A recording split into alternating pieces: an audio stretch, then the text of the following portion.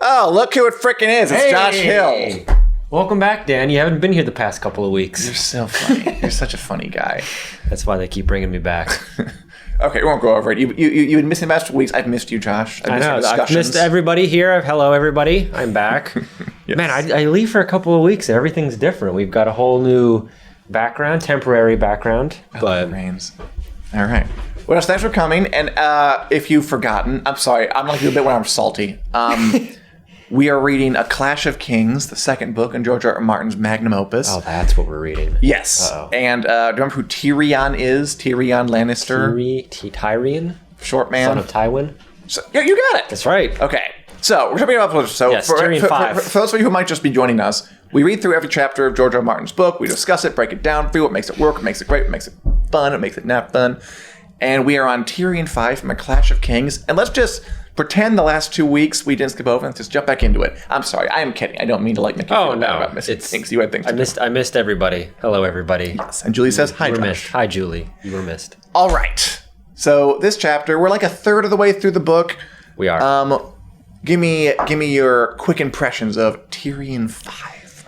Tyrion 5. The subtitle, Wildfire. Here comes the wildfire. That was that's our introduction to Wildfire, right? This is the first kind of diving into it. Yeah, I think it. I don't think we've heard of it before. Also, I like that the nutty professor is apparently behind making the wildfire. This twitchy guy. Yes, Twitch is a good name for him. Helene. Well, yeah, he was fun.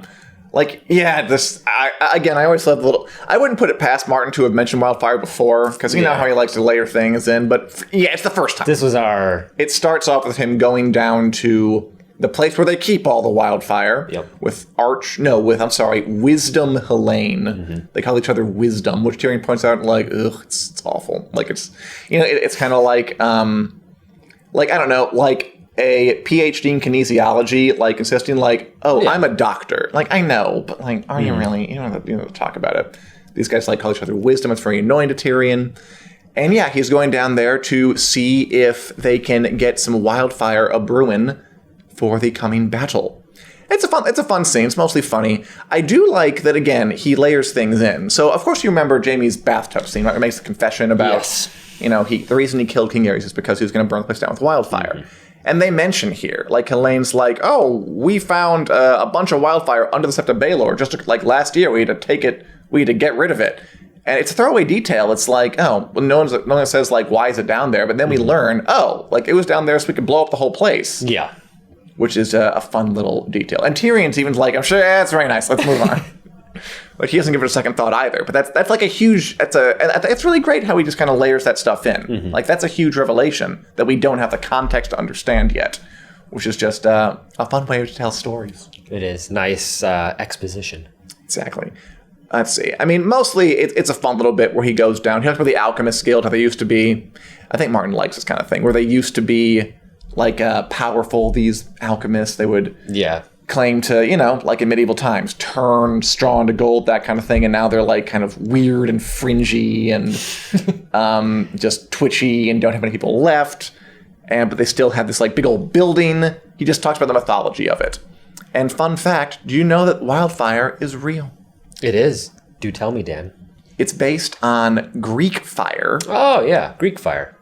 Do you disagree with me? Or do you know what this is? No, I do know what Greek fire is. Oh, because I didn't. Yeah. Use it on, it burns on water, right? Apparently, yeah. It like burns on water. I don't understand it. I know what it is. I don't know. I wonder if they use it nowadays. I don't know. But it was like a cool substance they used in the Holy Roman Empire to burn ships. Pretty sweet. Well, yeah, that's one way of putting it. Wouldn't be pretty sweet. Far removed. It wouldn't be pretty sweet if you were on a ship that was getting Greek fire. That person is long dead. I don't have to worry about because of the Greek feelings. Fire. It was we're dancing on graves here at this point. Like an example of how Martin takes like a real historical thing, which is already pretty weird and cool. Yeah. And like, let's just turn it up to like 25 here. Mm-hmm. And make it a substance that just explodes if exposed to a little bit of heat. So most of it, though, the chapters after he leaves that is more politicking stuff. Yep. He goes through the streets and he gets a message from Bronn. Like, your captain of the guard wants to see you and Cersei summons you to the castle. And he's like... Yeah. Okay, well, I'm going to go to the captain of the guard first because that can't be too important. Which has consequences. Because later when he sees her, she's furious. Yeah. He's like, why did you come for me immediately? And he factors that in. He's like, if I keep her waiting, she'll get angry. And the angrier she gets, the dumber she gets. So I think it's actually a good idea to go to him first. I just like the little decisions that we get. The small politicking. Yeah, which is fun. I mean, it matters what order you do it in. Mm-hmm. And, he goes and gives these empty pots, and Josh is back, and so is that Lannister banner. Yes, everything is happening. The Lannister banner. I didn't know it was gone. That's your favorite. Yes, I am a proud member of House Lannister. What are you, Josh? This is like, what Kardashian are you? What Harry Potter house are you? What Game of Thrones house are you? I don't know. I'd have to take the quiz. I guarantee there is one. Oh, there's plenty. Oh, yeah, there's many. Anyway, he goes to his captain of the guard. He gives him, empty pots to, use and chuck. The idea being eventually they'll chuck wildfire at people. Mm-hmm. Which, again, is like a small detail. Remember, he says, fill this with green paint, put people on these. If they splatter it, don't have them do this. Mm-hmm. They're not going to do it well. And, again, small little strategic details that are nice. And he gets terms from his cousin Cleos Frey from Robb Stark. Mm-hmm. And I like that he says to the captain of the guard, don't let any of this kind of delegation into the city, because he's going to send them back to Robb Stark with their terms. And he's like, if they see how bad it is in here, Robb can't find that out. Yeah, he's got to think real strong. Yes, exactly. They stay here in this little guardhouse. They're not under the city. Because in the city, things are kind of rough. One of the better parts here is he goes through the streets and he sees, isn't Cersei always furious as Louise? Yes, but there are degrees. Yeah, pretty much. Are you just getting a low boil, or are you getting full on froth? It's like the colors on the terror chart. That's the Cersei chart. Where is she on being furious? It's always some kind of alert, but how bad is it? Yeah. That's where we are with Cersei. But all the colors are different shades of red. Exactly. So, yes. Is she seeing red or seeing fuchsia? That's the only difference. But yes, she is always angry. But how angry? Anyway, so he goes, he hears this prophet preaching about brother couples with sister in the bed of kings, and the fruit of their incest capers in the palace to the piping of a twisted little demon monkey. So it's it's people yelling in the streets about them. He's a demon monkey. Mm-hmm. How insulting is that? I mean, very insulting. It was kind of hilarious, though, to hear them all telling these stories in the streets. It's because it's this huge secret, the incest and all this kind of stuff. And oh, yeah, they all know. But everybody knows. And it's also, because wasn't there a scene in one of the seasons later on where they're doing the play? Yes. It reminded me of that, where it's it's part of basically Westerosian pop culture. It's just this, the Kardashians, they you said it, it's the Lannisters. They're kind of this reality TV family that everybody knows about, and their secrets, and you talk about it. You don't know if it's necessarily true. I don't know if every secret but the Kardashians is true, but you're talking about it the same way that you would with the Lannisters. I just thought that was a cool little world building thing, because we've talked about how much George R. R. Martin likes to do that, throw in this world building that doesn't feel like forced world building. That was I can see that. A weird pop culture thing going on where there's there's culture in Westeros. It's also realistic. I mean, look, you don't have to walk that far to find a crazy person in the street ranting about something. It's true. That happens today. That's how they found me to do this. Yeah, he was in one sock and a garbage bag, and we just said, you know what? He should be editorial director. Oh, congratulations. The toothless wonder. Yeah. That's right. The new ones look great. The veneers are that's right. So yeah, also I want to point out that this is a priest talking about it. Yep. A begging brother, which is kind of the order of the Faith of the Seven, where they're just begging. And I think it's important because even though what happened for a while, this is the seed of, remember the sparrows from the show? Yep. The people who take over and march us to the street. Shame. That's these people. Mm-hmm. Right now, they're small, and this is one crazy guy in the street. And it points out people, some folk are into it, and some folk are go get a job, go home. But those folk will grow, and as the war goes on, they get more and more. People get more and more upset with how they're being ruled, and this crazy person has the right idea. And that would happen for books, but even back then, he's kind of layering it in. Mm-hmm. That thing is going to grow and grow and grow. And I wish the show did that more, because I feel they kind of come out of nowhere on the show. They did kind of come suddenly out of nowhere. They're it's a religious thing. Yeah. But on the books, they build up a lot more carefully to the point where people are frothing at the mouth to do something crazy. Are you saying that the show took a storyline and didn't take enough time to flesh it out? Yeah. No, basically. Dan. No. I mean, this is still early on. That's they true. Didn't do it. It did seem like it came out of nowhere, though, in the show. Yeah. But it makes sense that you'd be able to let it ferment a little bit in the books. And totally does. Like for books later, it'll happen. So this, and I mean, it was the same thing with the wildfire, dropping these little Easter eggs. You're planting the seeds that will later hatch into these larger stories. Mm-hmm. Wildfire was the same thing. Same thing with this religious radicalism. What else are they going to do? Talk about? Jen Louise says, "Hello, Jen." Hello, Jen. There wasn't TV, film, books for a lot of angry, muddy people. True. This is their entertainment. True. What else are they going to talk about? Same as today using That's Looking At. Totally true. Right on. You got to do something. And finally, here he gets back to the Red Keep. Cersei's waiting in his room, angry out of her mind. Of course. She's great. Fuchsia. She slaps him she slaps the wine out of his hand. She slaps his face. He threatens her a little bit. She's like, whatever. I can take you. Okay, so her big objection to Tyrion, why she was so angry wanted to see him, is because she learned about his plan to marry her daughter Marcella off to Prince Trystane. Yep. So there are 2 points there. Point one is, remember from the last Tyrion chapter, he told different people he was doing different things to Marcella. He told Pycelle, he implied to Pycelle that he was going to marry her to Dorne. Yeah. I think he told Littlefinger he was going to marry her to Robin Arryn. And so he's trying to find out who's the traitor. Yeah, he's trying to find his leaky seal. Yeah, so he does. So he knows that, okay, so Cersei's talking about Dorne. That means Pycelle tattled. So I'm going to go get that asshole. Mm-hmm. But the bigger question is, does Cersei have a point? Is the question I want to ask you.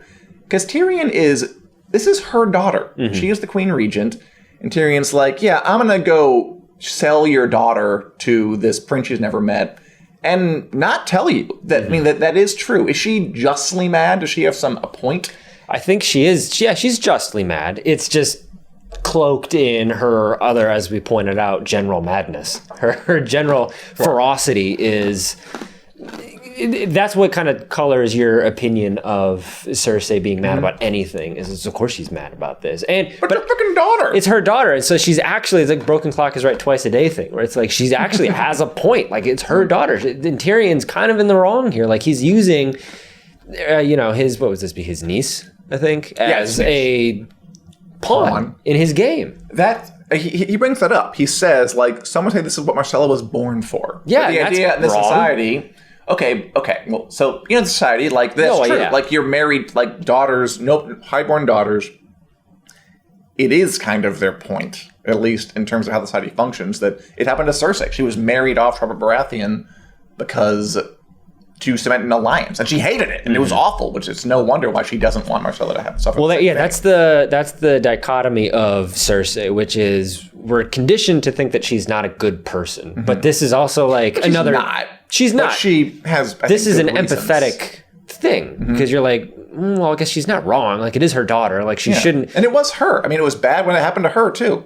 So, and then that's how we're kind of getting a little bit more insight on Cersei as a character, where she's not just this soulless, hollow, one-dimensionally evil character. There's layers to her that there's some empathy in there. There's things where you're like, well, she's not wrong about this. It's her daughter. And also she's trying to make sure that her daughter doesn't necessarily follow the same exact path that she followed. I'm sure she'd love her to at least vet the guy. Yeah, but this is Tyrion's in the wrong here.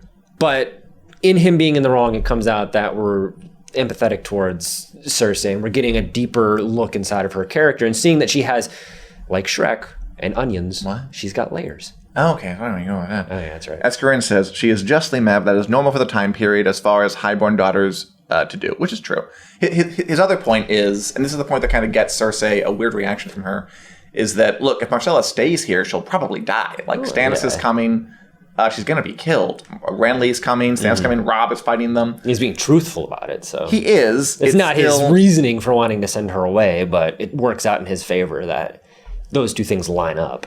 And Jen says, yeah, I think it's true. That's how it was done. Make sure you have peace in that country. Usually fathers did it, but in her case, he wasn't there to do it.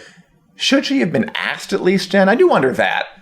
Should she have some say in what happens to her daughter? I think Cersei is more or less at peace with, yes, this is what's going to happen with women in this society. She doesn't like it, but I don't know. Then again, Tyrion couldn't have. Should she have a say in her in the general life of her daughter, or in the specific situation of who she gets to marry? Oh, because No, I mean, like it's just going to happen that'd be nice, in society. But, yeah. That'd be nice, but no, we're going to cut it out.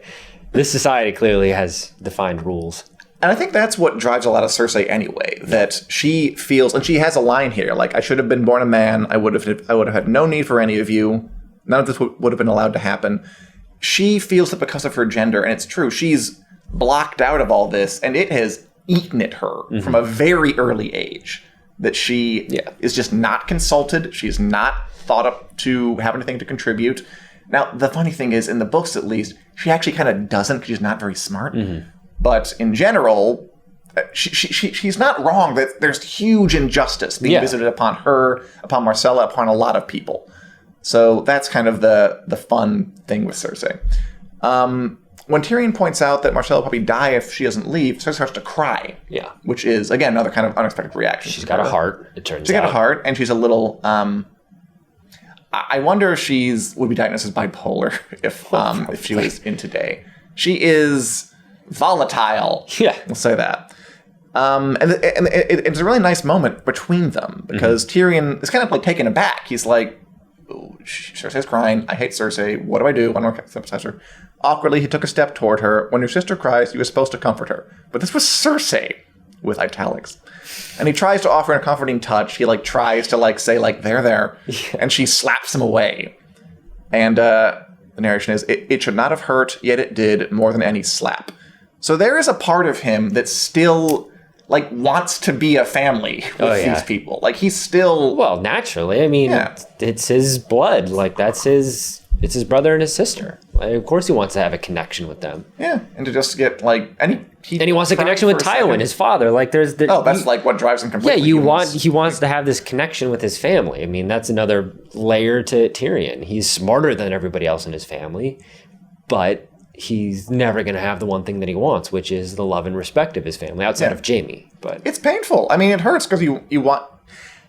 I think it's a really well-written part. That, neither of these characters are fully doing great things. Tyrion didn't consult Cersei at all about shipping her daughter away.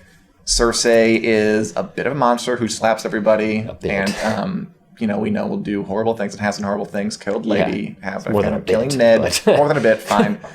But they both do have inner reserves of decency somewhere in there. And they want a real... at least Tyrion wants a connection. Cersei might want one, too. She did start crying in front of him. I'm not sure she can control it or whatever. But it's just not in the cards. At least not yet. Although, by the end of it, they do they're on the same page as far as their strategy for the city goes. I think at the end, Tyrion's okay, at least she's going to consent to the Marcella marriage. I can sense she's going to do that. Okay, so we got through this. And we'll see that play out over the rest of the book. Yeah. And the rest of the series. I'm curious to see what Martin will do with their relationship when they meet up again. Because we haven't gotten that. In the books, they have not, gotten back together. Okay. He's left. He's with Daenerys, but he hasn't come back to see her again. Okay. It'll be curious. But yeah, I think a solid, good chapter. I liked this one. Yeah, it was a good chapter. Doing chapters are always fun. Any other thoughts, Josh? No. It was a good chapter. Solid. As Jen says, we were talking about Cersei, so no one would have been good enough. Also very true. Again, there's no easy answers here. Yeah. I think next is a Bran chapter. All right. We'll meet up next week. Will we? Here. I certainly hope so. We'll find out, won't we? Here Look, George R. R. Martin can't deliver Winds of Winter. It was a protest. That's what I was doing. Yeah, sure it was. Glad to have you back, Josh. We're back here next week, Wednesday at 4 p.m. You can also do some podcast form. We're on iTunes, Google Play, wherever podcasts are downloaded. And we'll see you again next week, live on our Facebook page at 4 p.m. Central Standard Time. Adios, everybody. See you next week in the studio again. Bye.